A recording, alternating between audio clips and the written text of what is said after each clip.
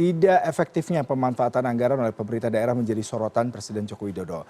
Jokowi kesal, bukan kepalang karena anggaran program prioritas tidak digunakan secara optimal karena lebih banyak dihabiskan di meja rapat dan untuk perjalanan dinas.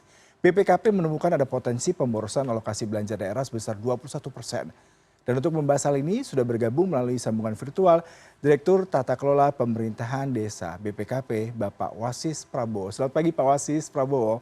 Terima kasih untuk waktunya Pak. Selamat pagi Mas Yuda, selamat pagi pemirsa CNN. Ya Pak, ini BPKP mendapatkan temuan potensi pemborosan anggaran belanja daerah bahkan 20% dalam rangka melaksanakan program pembangunan yang disusun dalam RPJMN 2020 hingga 2024. Sejak kapan nih BPKP menemukan adanya potensi pemborosan tersebut dan kenapa baru diumumkan Pak beberapa hari sebelumnya Pak? Baik, terima kasih Mas Yuda. Sebelum saya menjawab pertanyaan ini, saya ingin memperkenalkan terlebih dahulu nih, karena banyak masyarakat juga belum tahu BPKP. Ada yang bilang Badan Pemeriksa Keuangan dan macam-macam lagi. Jadi BPKP adalah Badan Pengawasan Keuangan dan Pembangunan. Itu adalah auditor yang langsung di bawah Presiden, yang sesuai ketentuan perundangan pada intinya adalah bertugas dan berfungsi mengawal akuntabilitas pengelolaan keuangan dan pembangunan, yakni memastikan seluruh kegiatan dan program pembangunan benar-benar dirasakan manfaatnya oleh masyarakat. Jadi kalau meminjam istilah Pak Presiden, bukan hanya sen, tapi terdeliver. Nah, terkait dengan pertanyaan Mas Yuda tadi, sebetulnya selama ini BPKP sudah melakukan pengawasan hal yang semacam itu. Bagaimana menemukan potensi pemborosan anggaran belanja daerah. Namun memang sejak 3 tahun terakhir ini, di bawah kepemimpinan Bapak Muhammad Yusuf Ateh, kegiatan tersebut semakin intens. Jadi kami melakukan kegiatan assurance dan consulting yang hasilnya ada peningkatan ruang fiskal, baik dari efisiensi dan penyelamatan keuangan negara untuk kegiatan yang baik yang belum dilaksanakan maupun yang sudah dilaksanakan. Nah, terkait kemarin laporan Pak Yusuf Ateh kepada Presiden, kita itu melakukan evaluasi perencanaan dan penganggaran. Jadi ini belum dilaksanakan, Mas. Jadi kita melihat bagaimana ketepatan perencanaan dan penganggaran ini betul-betul nanti ultimate goal-nya adalah manfaat buat masyarakat.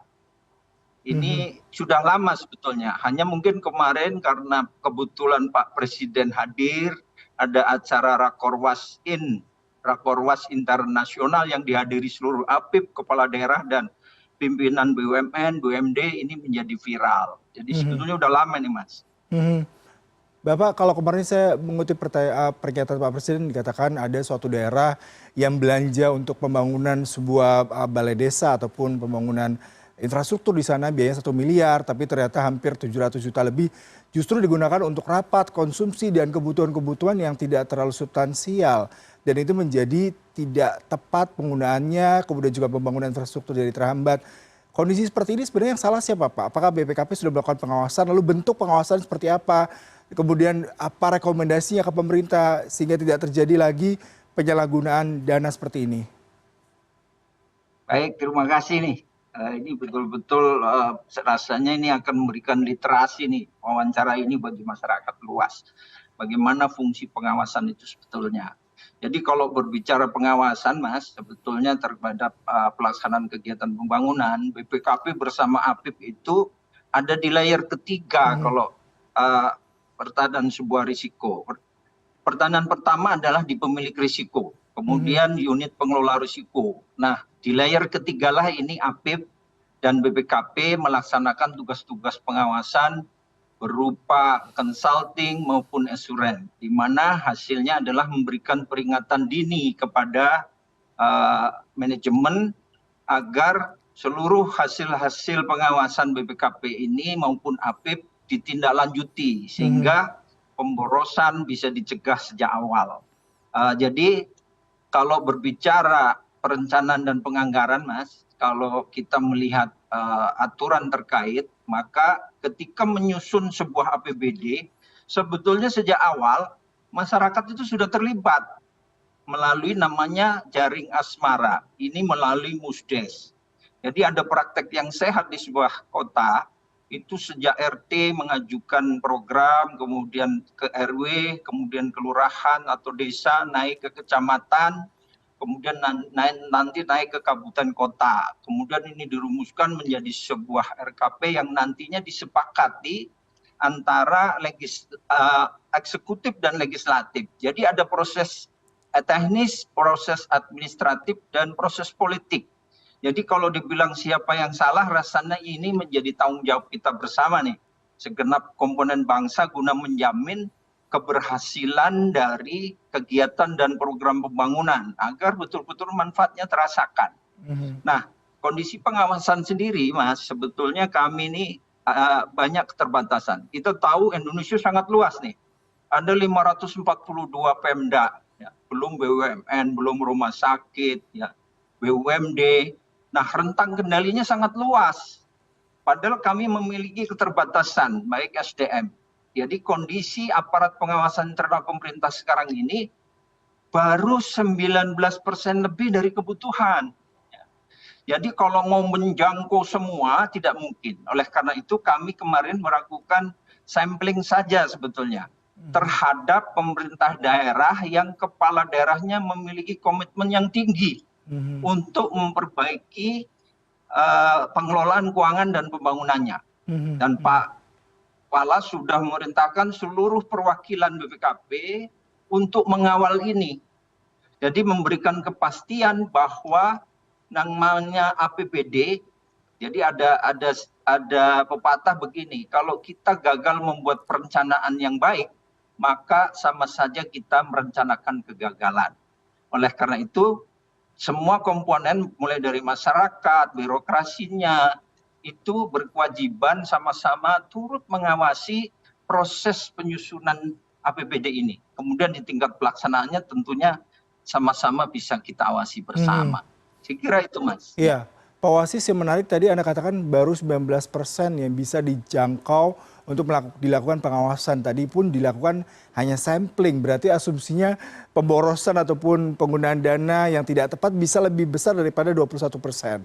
Solusinya seperti apa nih Pak? Tadi kalau dikatakan adalah melibatkan masyarakat, tetapi kan mungkin secara teknisnya susah, apalagi berkaitan dengan hal yang berbau politis seperti itu Pak.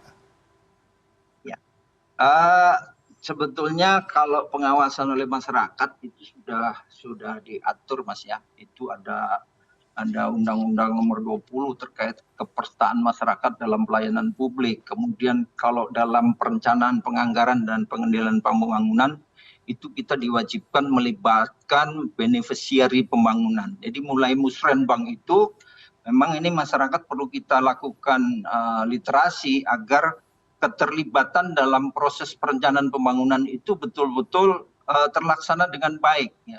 Jadi tidak di belakang baru melakukan menyalahkan atau sebagainya. Padahal dalam proses APBD itu sendiri sejak awal partisipasi masyarakat dilibatkan.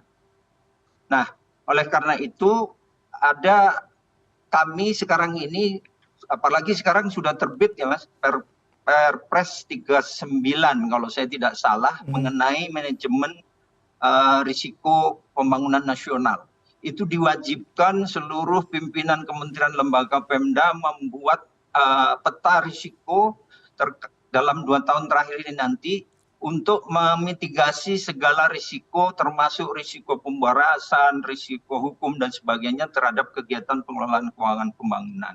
Juga kepala daerah, pimpinan lembaga ini juga sudah diwajibkan undang-undang untuk mengimplementasikan sistem pengendalian intern pemerintah, di mana di dalamnya intinya ada di awal melakukan evaluasi perencanaan, kemudian memitigasi risikonya, kemudian ada nanti indeks efektivitas pengendalian korupsi, kemudian juga bagaimana membangun kapabilitas APIP-nya agar mampu secara dini memberikan peringatan kepada manajemen, oh ada persoalan nih, baik di level perencanaan maupun pelaksanaan, sehingga tidak selalu persoalan harus dibawa ke arah hukum. Ini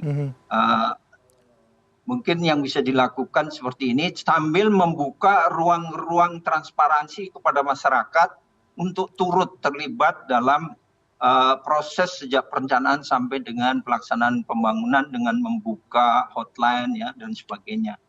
Diberikan ruang sesuai amanah undang-undang yang ada. Itu Mas. Baik, Pak Wasis, yang menarik adalah ada transparansi melibatkan masyarakat dan juga peran aktif dari semua lembaga yang terlibat. Salah satunya pasti pejabat daerah ataupun kepala daerah. Karena dia mengetahui alokasi daripada anggaran. Nah, tapi yang menarik adalah ketika terjadi pelanggaran, ketika terjadi penggunaan dana tidak tepat sasaran, sebenarnya posisi di kepala daerah ini seperti apa nih Pak? Karena biasanya dia kan dari awal tahu tuh untuk anggaran penggunaan infrastruktur, kemudian juga penggunaan-penggunaan lainnya boleh jatuh substansial, tetapi dalam pelaksanaannya tidak sesuai sasaran seperti untuk perjalanan, kemudian konsumsi, rapat dan semuanya. Presiden mengatakan harusnya kepala daerah lebih ikut ambil bagian untuk melakukan pengawasan. Lalu BPKP melihat hal ini seperti apa? Ya, jadi sebagaimana sering diamanahkan Bapak, pimpinan kementerian lembaga harus tahu detail dan sering-seringlah turun melihat kondisi pelaksanaan pembangunan di lapangan. Nah, kemudian apabila terjadi ada identifikasi, ada risiko pemborosan, risiko kegagalan, itu bisa dilakukan pengawasan secara dini dengan memanfaatkan aparat pengawasan internal pemerintahnya. Ya. Jadi di sana ada inspektorat untuk bisa diberdayakan, ditingkatkan kapabilitasnya sehingga mampu secara dini mendeteksi risiko-risiko yang mungkin terjadi. Kemudian sebetulnya kalau bila terjadi penyimpangan ini kan sudah ada MOU bersama antar Kementerian Dalam Negeri, kemudian aparat hukum dengan para kepala daerah bahwa pembinaannya lebih dulu yang diutamakan, ya, bukan penanganan hukumnya. Jadi lebih diutamakan pengembalian kerugian negaranya sehingga tidak menimbulkan ketakutan bagi para pelaksana pembangunan dalam melaksanakan kegiatan atau pengelolaan keuangannya.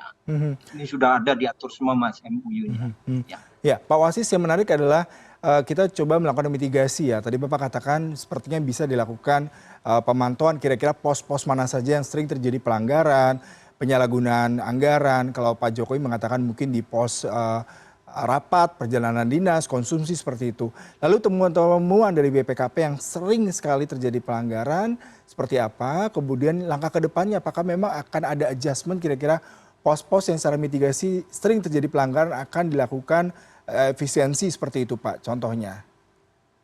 Ya, betul. Jadi saat ini Mas, dari temuan kami, dari hasil kemarin ya, ini sebetulnya sudah berproses untuk ditindaklanjuti secara terus-menerus. Ya. Jadi penyebabnya rata-rata adalah gagal mengidentifikasi permasalahan yang harus diselesaikan. Nah ini tentunya dampaknya adalah arah kebijakan yang ditetapkan tidak tepat sasaran. Kemudian juga persoalan penetapan tujuan pembangunan ini tidak menyasar atau tidak menyelesaikan isu strategis yang ada di daerahnya. Nah, ini kemudian juga indikator. Itu kalau kita nyusun anggaran ada indikator kinerja output dan indikator kinerja outcome. Nah, ini sering indikatornya keliru. Tidak mengarah kepada ultimate goal. Nah, ini dampaknya maka rancangan APBD menjadi tidak tepat. Kemudian juga perumusan program dan kegiatan. Tidak mungkin sebuah program itu bisa dilaksanakan oleh hanya satu unit kerja. Harus ada keterpaduan dari semua unit kerja, semua OPD untuk bersama-sama mengerucut kepada misalnya program kemiskinan. Ya. Itu harus duduk bersama, kemudian diseragamkan, diselaraskan semua kegiatannya. Ini juga masih sering terjadi, ketidakselarasan. Kemudian indikator outcome-nya tidak tepat. Nah ini dampaknya tentunya program pemerintah tidak bisa diukur keberhasilannya. Inilah kemarin sebab-sebab. Juga soal perencanaan outputnya nih Mas, ada persoalan. Ini tidak relevan dengan outcome yang disasar. Ya. Jadi seperti tadi bilang, kemarin Pak Jokowi sampaikan, mengurus stunting ternyata rapatnya justru lebih banyak dari makanan atau makanan tambahan yang diberikan kepada objek atau beneficiary pembangunan. Ini tentunya sangat tidak pas ya. Rapatnya sampai 80%, yang 20% baru diberikan kepada teman-teman atau masyarakat yang kena stunting. Kemudian perencanaan belanja, ini juga menjadi penting. Ini tidak relevan dengan output yang dihasilkan tadi Mas ya. Jadi bicara stunting, rapatnya di hotel ya, dengan sekian banyak orang, kemudian bagaimana juga standar biayanya. Nah inilah semua menjadi dampak adanya potensi pemborosan belanja. Nah terhadap hal ini BPKP sudah memberikan rekomendasi. Rekomendasinya bisa refocusing atau kemudian dialihkan kepada kegiatan-kegiatan prioritas yang lebih strategis. Jadi sekali lagi uang negara ini sebetulnya tidak banyak. Oleh karena itu harus fokus, yang selalu ditekankan, fokuslah kepada 2-3 program saja. Tidak diecer-ecer kepada seluruh OPD yang sebetulnya tidak menyasar kepada isu strategis yang akan dibangun atau diselesaikan pemerintah. Itu Mas. Iya, Pak Wasis terima kasih untuk perbincangannya pagi hari ini. Sepertinya clear selama tadi pengawasan, kemudian alokasi dan penggunaan yang tepat. Dan juga tadi ya kita juga harus ikut serta untuk melakukan supervisi terhadap kebijakan maupun pembangunan dan juga alokasi dana di daerah masing-masing. Terima kasih untuk waktu dan perbincangannya pagi hari ini Pak. Salam sehat selalu Pak. Sama-sama Mas Yuda, semangat selalu. Salam sehat, penuh semangat.